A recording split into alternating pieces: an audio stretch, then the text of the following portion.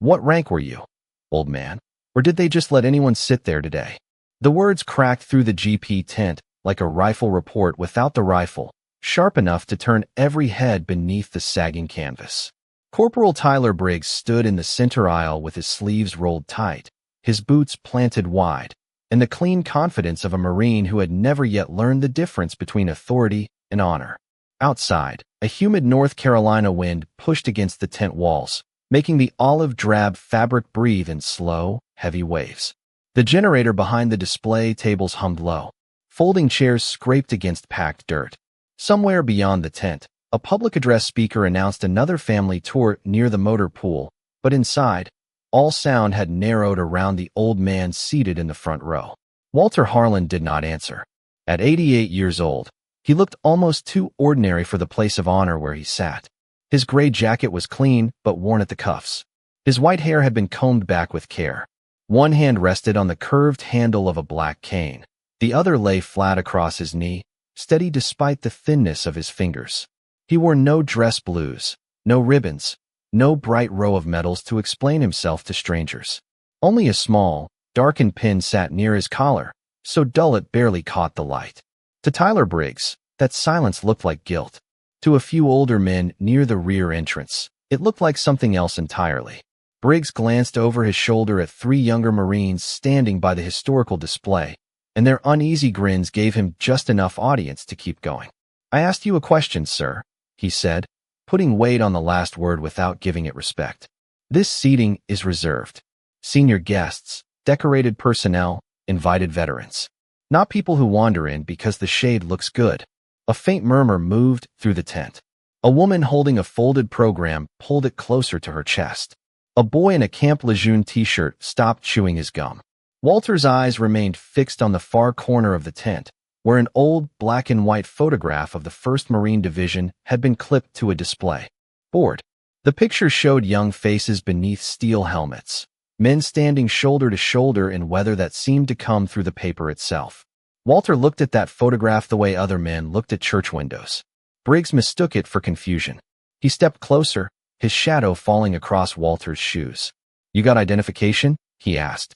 Walter slowly reached into the inside pocket of his jacket and removed a worn leather wallet.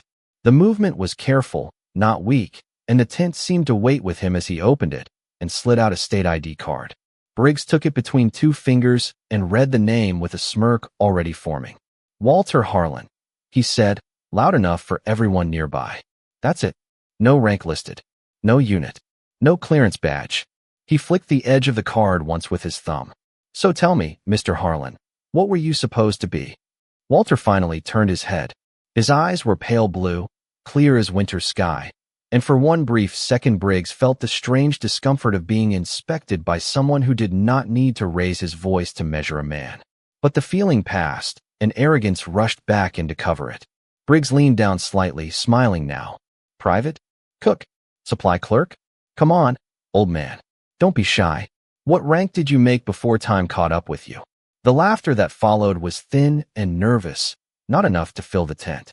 Walter looked from Briggs to the ID card in his hand, then to the pin at his own collar, and said nothing.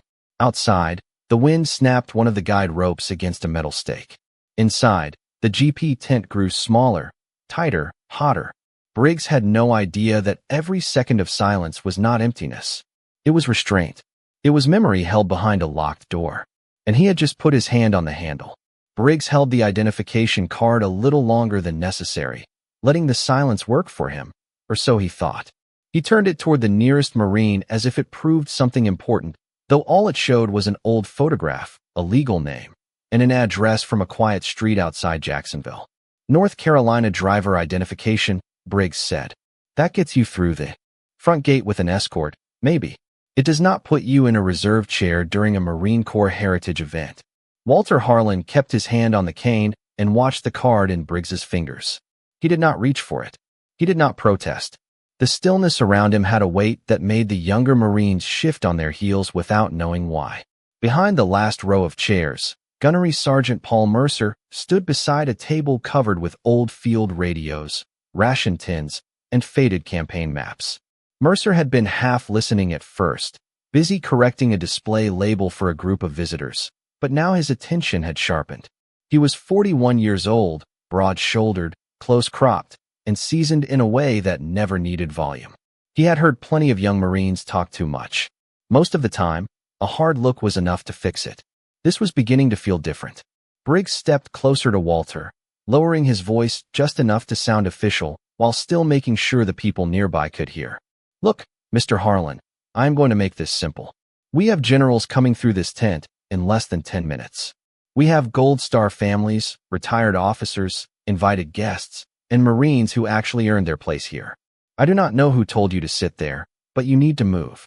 A soft scrape came from Walter's chair as he shifted his weight, not to stand, but to square himself beneath the insult. His eyes moved past Briggs again, back to the photograph in the corner. The young men in that picture had been gone for longer than Briggs had been alive. Some had never seen 25. Some had written letters home that arrived after they did not.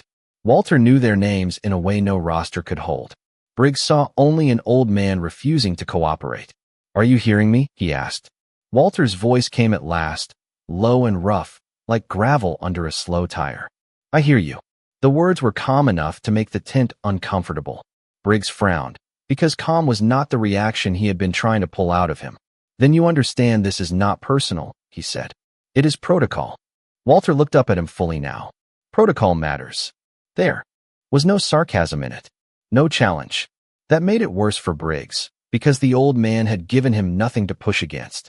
A few feet away, one of the younger Marines gave a quiet laugh, trying to help his corporal recover the room. Briggs seized it. Exactly. Protocol. Chain of command. Rank. Things that mean something. He tapped the identification card against his palm. "And right now, you have not shown me any of that." Gunnery Sergeant Mercer's jaw tightened.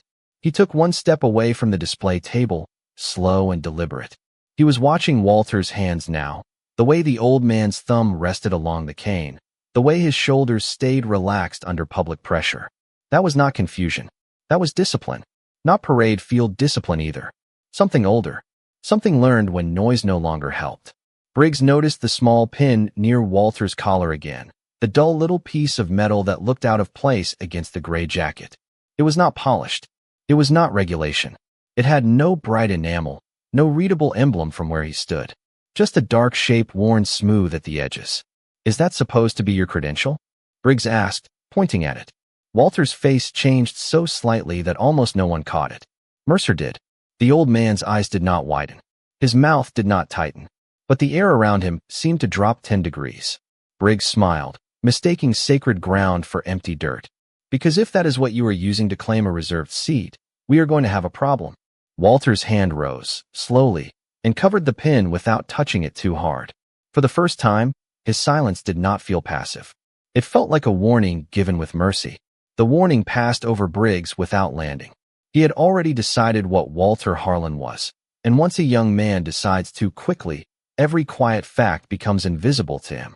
He handed the identification card back with a careless motion, not dropping it, not quite throwing it, but returning it in a way meant to make everyone understand who held control. Walter accepted it with 2 fingers and slid it back into the worn leather wallet. The snap closed softly. That small sound seemed louder than it should have been. "Mr. Harlan," Briggs said, standing straighter now, "I am going to ask you one final time to move to the general seating area."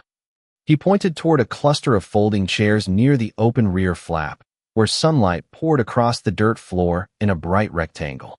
"Those seats are for visitors. This row is not." Walter looked at the empty chair beside him, then at the program folded on it.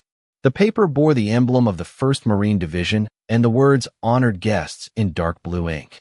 His name was printed on a small card tucked beneath the program, but the card had slipped partly under the chair leg where Briggs had not seen it. Walter could have pointed to it. He could have ended the matter with one slow motion of his hand. Instead, he left it where it was. A man who had lived through nearly 9 decades did not always feel the need to rescue arrogance from itself. Briggs mistook the silence again. "That is what I thought," he said. No answer. The younger Marines behind him shifted with the uneasy energy of people watching a joke go farther than it should. One of them, Lance Corporal Evan Cole, glanced toward Gunnery Sergeant Mercer, hoping the senior Marine would step in. Mercer had moved closer now, stopping beside the aisle with his arms relaxed at his sides. His face carried no anger yet, only the flat stillness of a man taking careful inventory. Briggs did not see him. His attention had locked on the pin at Walter's collar. "You know what the problem is?" Briggs said. "People see a uniformed event, they see flags, they see a few old displays, and suddenly everybody wants to be part of a story."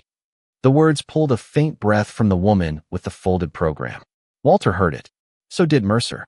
Briggs leaned down, eyes narrowing at the small piece of dark metal. But stories are not service. Sitting in front does not make you important. Wearing some flea market pin does not make you Marine Corps history. Walter's hand, still resting near the pin, became very still. Outside the tent, a truck rolled past on the gravel road, its tires grinding slowly before fading toward the parade field. Inside, the generator hum seemed to sink lower. Mercer spoke at last. "Corporal Briggs." His voice was not loud, but it cut cleanly through the tent. Briggs turned, surprised, and snapped halfway to attention when he recognized the chevrons. "Gunnery Sergeant." Mercer held his eyes. "Lower your voice." The order was simple. It gave Briggs a clean exit. Apologize, step back, let the moment pass. But pride rarely recognizes mercy when it arrives dressed as correction. Briggs flushed, feeling the stares around him, feeling his authority slip in front of the people he had tried to impress. "Gunnery Sergeant, with respect, I am handling a seating violation before the command group arrives." Mercer took another step forward. "I said lower your voice." The tent went quiet enough to hear the flap ropes creak. Walter watched Mercer now, not with hope, not with relief, but with a tired kind of recognition. The old knew the old language of restraint. Briggs swallowed, then looked back at Walter, desperate to reclaim the ground he had lost. "Fine," he said, though his voice sharpened instead of softening. "Then we will do this by the book." He pointed at Walter again. "Sir, state your rank and unit, if you actually had one." The words hung there, ugly and official at the same time. Walter looked down at the cane beneath his hand. The blackwood was polished from years of use. His thumb moved once across the handle, slow as a memory crossing a closed room. When he lifted his eyes again, the blue in them seemed colder, clearer, focused past Briggs and through him. He did not answer yet. He only breathed in, and in that breath the whole tent seemed to understand that the old man had not been cornered. He had simply been waiting. Briggs waited for the answer with his chin lifted, pretending the pause belonged to him. He had asked for rank and unit as if the words were keys only he was allowed to hold. But Walter Harlan gave him nothing right away. The old man's gaze lowered to the small dark pin near his collar. His fingers rested over it, not hiding it, not showing it, simply protecting it from the room. It was no larger than a dime, uneven at the edges, the metal dulled by time until it looked almost black beneath the tent lights. To anyone who did not know better, it could have been scrap. To Walter, it was heavier than a row of polished ribbons. Briggs saw the hesitation and smiled. "That is the issue, right there," he said, turning slightly, so his words carried to the people seated behind him. "Nobody can verify a story that stays quiet." Gunnery Sergeant Mercer's eyes narrowed. "Corporal." Briggs ignored the warning, driven now by the need to win back the room he had already lost. He pointed at the pin. "So what is that supposed to be? Some unofficial badge? Some old Veterans Club token?" A few visitors looked down, embarrassed for him. Lance Corporal Evan Cole stopped breathing for a second, sensing that the corporal was walking toward a line even he could not see. Walter's hand remained steady. "Do not touch it," he said. The sentence was quiet, almost gentle, but it changed the air inside the tent. The canvas walls seemed to hold still. Even the generator outside felt farther away. Briggs gave a short laugh that failed before it ended. "Sir, if you are using it as identification, I have every right to inspect it." "No," Walter said. One word. Flat. Final. For a heartbeat, no one moved. Briggs's face tightened. He had been corrected by Mercer, resisted by Walter, and watched by an audience that no longer seemed amused. Pride pressed him forward. "This is a Marine Corps event," he said, "not a place for make-believe." Then he made the mistake that turned the whole tent cold. He reached out and tapped the small pin with the tip of his finger. It was not hard. It was not dramatic. It was a careless little touch, the kind of insult a young man gives when he thinks history is too old to answer back. Walter's eyes closed for half a second. The tent, the folding chairs, the program card trapped beneath the chair leg, the humid North Carolina air, all of it pulled away from him. In its place came white wind over frozen ground, canvas stiff with frost, boots crunching on hard snow, and a radio hissing with broken words beneath a sky the color of steel. He was young again, younger than Briggs, with his breath turning to vapor in front of his face and his hands wrapped around orders that no longer matched the map. Around him were Marines who spoke in low voices because the cold stole sound and strength together. A captain with tired eyes had pressed that rough piece of metal into Walter's palm before dawn, closing his fingers over it with both hands. No ceremony, no band, no camera, just a promise passed between men who understood that some lines were not marked by flags. Some lines were held because the person beside you needed one more minute, one more step, one more chance to go home. The memory faded before it became a wound. Walter opened his eyes. Briggs's finger was still near the pin. Mercer had seen enough. "Step back," the gunnery sergeant said, his voice low and dangerous in the way only discipline can be.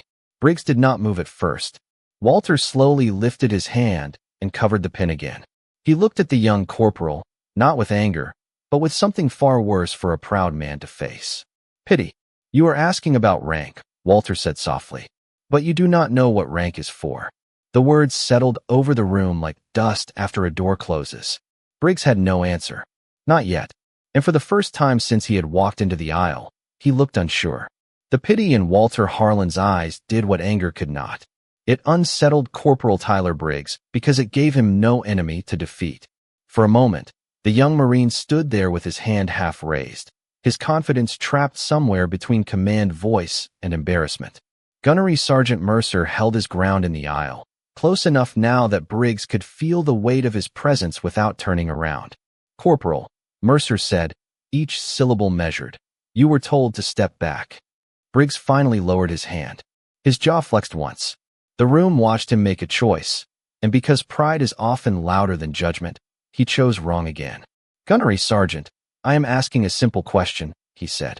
"If he belongs in this row, he can state his rank like any other Marine." Mercer's expression did not change. "You are not in a position to interrogate honored guests." The phrase honored guests moved through the tent like a match flame. Walter heard it and looked down toward the program card partly hidden beneath the chair leg. He knew it was there. He knew one motion could bring it into the light. But something in him remained still. He had spent too much of his life watching symbols become louder than service. If the young corporal needed a printed card to recognize basic respect, then the lesson had already begun. Briggs caught the small glance and followed it. He saw only the edge of a card, white against dirt, and bent quickly to pull it free before Mercer could stop him. The chair leg scraped. The card came loose. Briggs turned it over and read the printed line. "Sergeant Major Walter Harlan, 1st Marine Division, honored guest." The blood drained slightly from his face, but stubborn disbelief rushed in to fill the space. "This could have been misplaced," he said, though his voice had lost its hard shine. "Anyone could have put this here." A low murmur rose from the visitors. Lance Corporal Evan Cole stared at the card as if it had become heavier than paper. Mercer's eyes hardened. "Hand it to me." Briggs hesitated, then passed it over. Mercer read the name once, and something changed in the set of his shoulders. He did not know the full story, not yet, but he knew enough to feel the ground shift. 1st Marine Division. Sergeant Major Harlan. The name touched a corner of memory from a staff non-commissioned officer course years earlier, a half-told story from an instructor who had spoken about Korea with unusual reverence. Not a full biography, not a clean record in a textbook. Just a phrase that had stayed with him because of the way the room had gone silent when it was said, the winter line. Mercer looked at Walter again. The old man gave him nothing but calm. No confirmation, no demand, no need. Briggs saw Mercer's reaction and felt the last of his control slipping. "With respect," Briggs said, sounding less respectful with every word, "there are verification procedures. We cannot just accept a card and a name because someone looks old and serious." Walter's eyes returned to him. "You can accept people with respect before you verify anything." The sentence landed softly, and that softness made it worse. A woman near the front wiped at one eye. The boy in the Camp Lejeune shirt looked at Briggs now with open disappointment. Outside, The public address speaker crackled, announcing that the command group was moving toward the heritage tent. The words should have made Briggs careful. Instead, they made him desperate. He straightened and forced his voice back into shape. Then say it clearly, he demanded. For the record, what rank did you hold? Mercer turned sharply. Briggs, enough. But Walter lifted one hand. Not high. Just enough to stop the gunnery sergeant.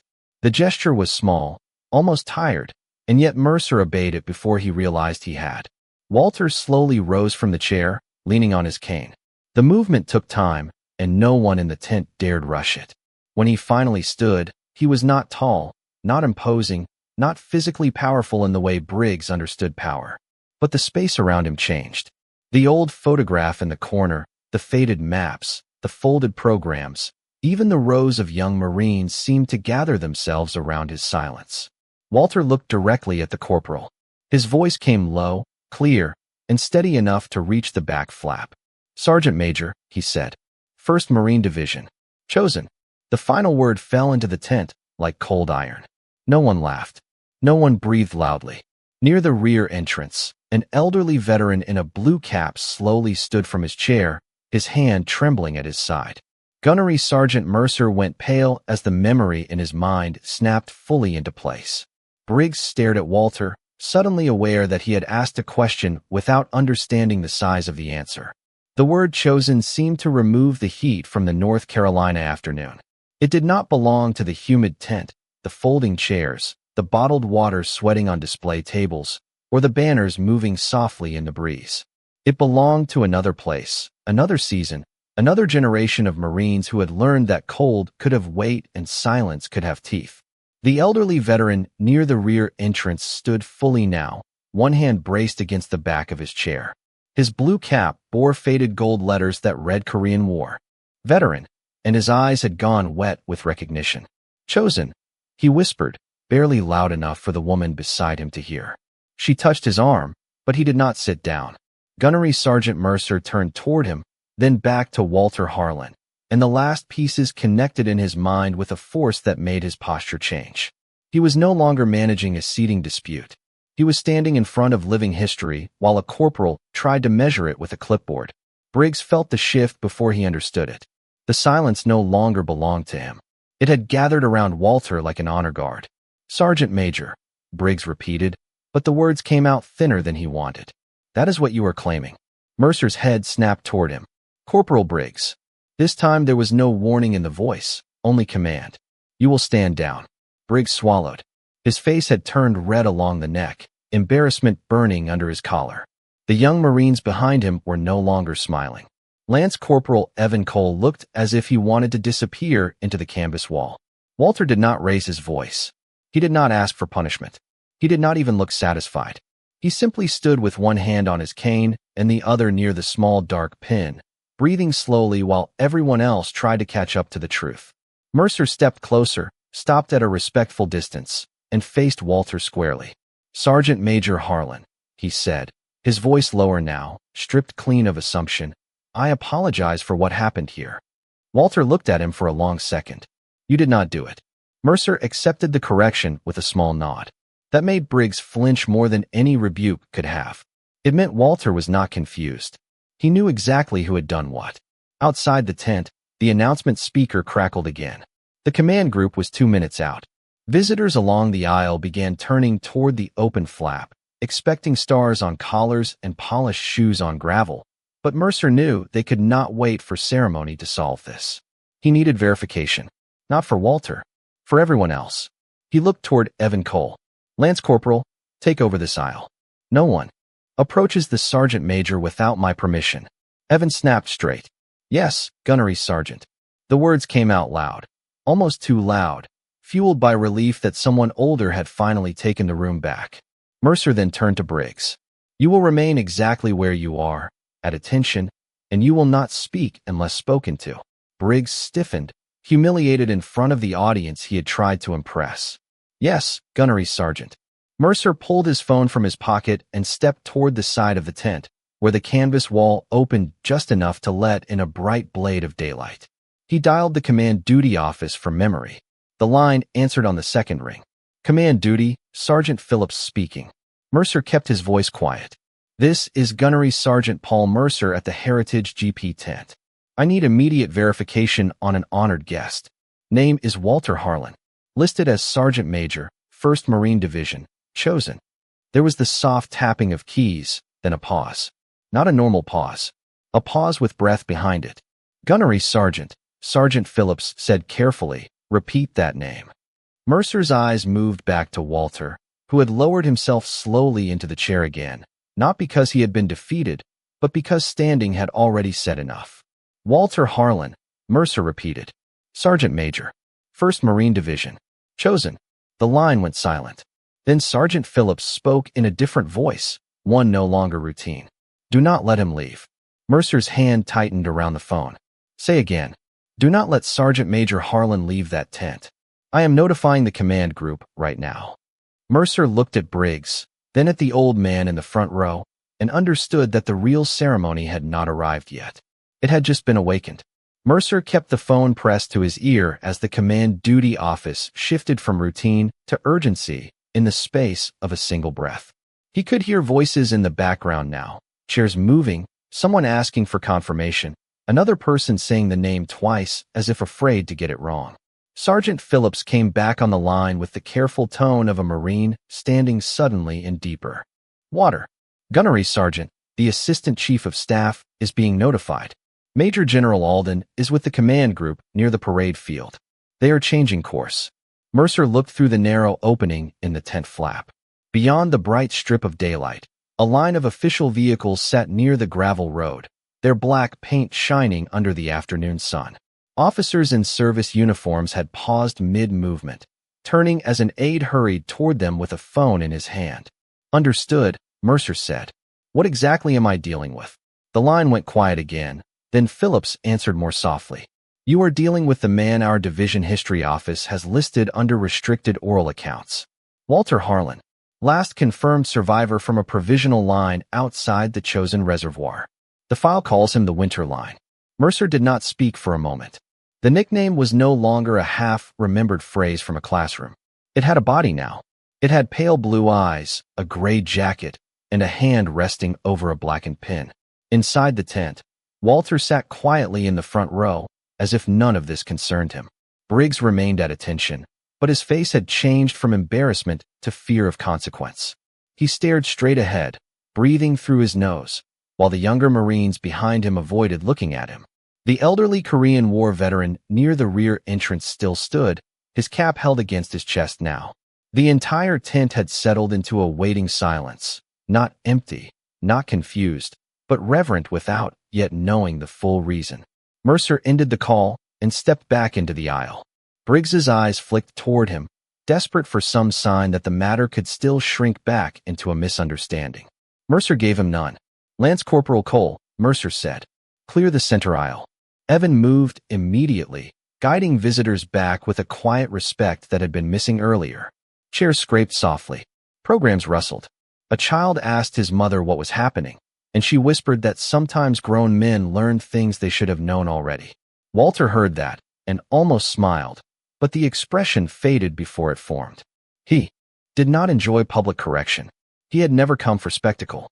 He had come because an invitation arrived in the mail, because the division had remembered his name after decades of sending nothing but holiday cards and formal language, because the dead in that old photograph deserved a witness who still carried them clearly. Outside, the gravel began to crunch under fast-approaching steps. Not running. Marines did not need to run to show urgency. They moved with purpose, and purpose had its own sound. The tent flap lifted, flooding the aisle with white afternoon glare. A captain entered first, then a lieutenant colonel, both scanning the room with tight expressions. Behind them came Major General Richard Alden, tall, silver-haired, his uniform precise, his face set with the kind of control that made anger unnecessary. Every Marine in the tent came to attention as if pulled by one wire. Briggs snapped straighter than all of them, but he looked smaller now, trapped inside the uniform he had used as a shield. General Alden did not look at him. He walked past the displays, past the rows of folding chairs, past the murmuring visitors who had gone silent again. His eyes were fixed only on Walter Harlan. 10 feet away, the general slowed. 5 feet away, he stopped. Walter began to rise, but Alden lifted one hand gently. "Please, Sergeant Major," he said, his voice carrying through the tent without force. "Do not stand for me." Then the commanding general of the base brought his heels together, squared his shoulders, and rendered a salute so sharp and still that the whole GP tent seemed to hold its breath. Major General Alden held the salute long enough for every person in the tent to understand that it was not ceremonial courtesy. It was repayment. Walter Harlan looked up at him from the front row, the old man's hand still resting near the dark pin, his cane angled against his knee. For the first time all afternoon, something moved behind his eyes that was not restraint. It was not pride either. It was the ache of being remembered by people who had arrived too late, but had arrived. Slowly, Walter lifted his right hand. The motion was not quick. Age had taken speed from him, but it had not taken precision. His fingers came to the edge of his brow in a return salute, smaller than the general's, quieter, yet it carried through the tent with more force than any shouted order could have. Alden lowered his hand only after Walter did. No one else moved. The captain near the entrance stared at the floor. The lieutenant colonel stood with his jaw locked. Gunnery Sergeant Mercer remained at attention, his face hard with respect and regret. Corporal Tyler Briggs kept his eyes forward, but the color had drained from his cheeks. The uniform that had seemed so sharp on him minutes earlier now looked like a question he had not yet earned the right to answer. General Alden turned slightly, not to the crowd, but to the Marines in the room. "For those who do not know," he said, his voice controlled and deep, Sergeant Major Walter Harlan served with the 1st Marine Division in Korea. His actions near the chosen reservoir are part of the reason Marines still speak the words "hold the line" with reverence. The elderly veteran at the rear bowed his head. A few visitors lowered their programs. Walter looked down, uncomfortable with the attention, as if the praise had been placed on the wrong chair. Alden continued, carefully, without turning memory into spectacle. "He does not wear that pin because it is official. He wears it because Marines gave it to him in a place where official things had stopped mattering. That piece of metal was carried through cold, hunger, fear, and time. It is not decoration. It is witness." The word witness seemed to settle over the tent. Briggs swallowed hard. His eyes dropped at last, no longer able to hold the empty line in front of him. Mercer saw it, but said nothing. This was not a moment for rescue. General Alden finally turned toward Briggs. He did not raise his voice. That made it worse. "Corporal Briggs." Briggs snapped even straighter. "Yes, sir." "You asked for his rank." The general paused. "You received an answer. What you failed to recognize was the man attached to it." Briggs's mouth opened, then closed. "Sir, I apologize." Alden's gaze stayed on him. "Not to me." The words struck the tent harder then. A shout. Briggs turned slowly toward Walter. Every step he took felt public. When he reached the front row, he stood rigid, younger than he had looked all day. "Sergeant Major Harlan," he said, voice rough now, stripped of performance, "I was wrong. I disrespected you, your service, and this place. I apologize." Walter studied him for a long moment. The tent waited for punishment, for a cutting reply, for the old man to take the power that had finally returned to him and use it. Instead, Walter leaned forward slightly, his pale blue eyes steady on the corporal. "You disrespected what you did not understand," he said. "That is common. Staying that way is a choice." Briggs blinked once, and the shame in his face changed into something quieter, something that might become learning if he let it. Walter reached down, picked up the printed guest card from Mercer's hand, and placed it on the chair beside him where it had belonged all along. Then he looked back at Briggs. "Rank is not a weapon, Corporal. It is a burden you carry so others do not have to." The sentence moved through the rows of chairs, past the displays, past the old photograph, and into the silence outside the tent. General Alden nodded once, not adding to it, because nothing he could say would make it heavier. For the first time since the confrontation began, Briggs did not look like a Marine trying to be seen. He looked like one who had finally started to listen. The ceremony did not resume with music.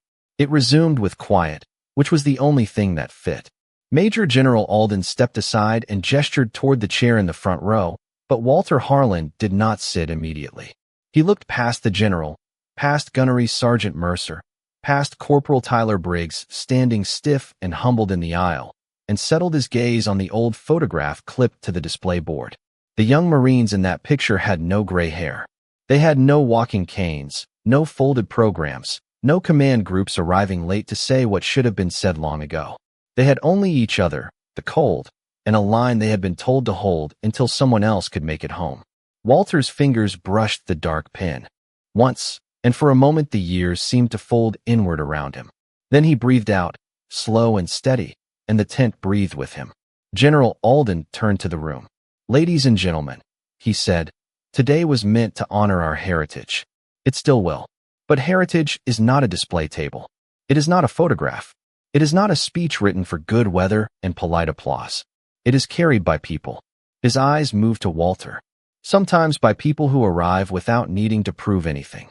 No one clapped. Applause would have felt too small. The elderly Korean War veteran at the rear lowered his cap against his chest and bowed his head. Lance Corporal Evan Cole stood near the aisle, eyes fixed forward, his young face changed by the knowledge that the past was not past at all when it was sitting 10 feet away in a gray jacket. Briggs remained at attention, but something in his posture had softened. Not weakness, understanding. He looked at Walter as if seeing him for the first time, not as an old man in the wrong chair, but as a Marine whose silence had been earned in places Briggs could barely imagine. Walter finally sat, and the chair gave a small metal creak beneath him. The sound broke the spell just enough for movement to return. Programs shifted. Boots adjusted on packed dirt. Outside, the North Carolina wind moved along the tent wall, lifting the canvas in a long, tired sigh. General Alden stepped closer to Walter and lowered his voice, though everyone still heard it. "Sergeant Major, the division would be honored if you would sit with me for the remainder of the program." Walter looked at the empty chair beside him, then at Briggs. "Let the corporal stand there," he said. The room tightened. Briggs's face went still, waiting for the blow he deserved. Walter continued, calm as shade. "Not as punishment, as a reminder." Alden studied him for a moment, then nodded. "As you wish." Briggs swallowed. "Yes, Sergeant Major."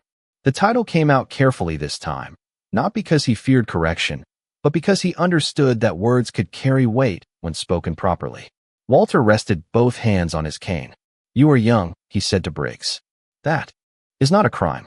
Arrogance is not permanent unless you feed it." Briggs's eyes lowered. "I understand." Walter shook his head slightly. "Not yet, but you might." Mercer looked away, hiding the faintest trace of emotion behind a hard Marine face. General Alden returned to the front of the tent, but he did not stand before the flags alone. He placed Walter's guest card on the table beside the microphone, where everyone could see the name printed in plain black letters.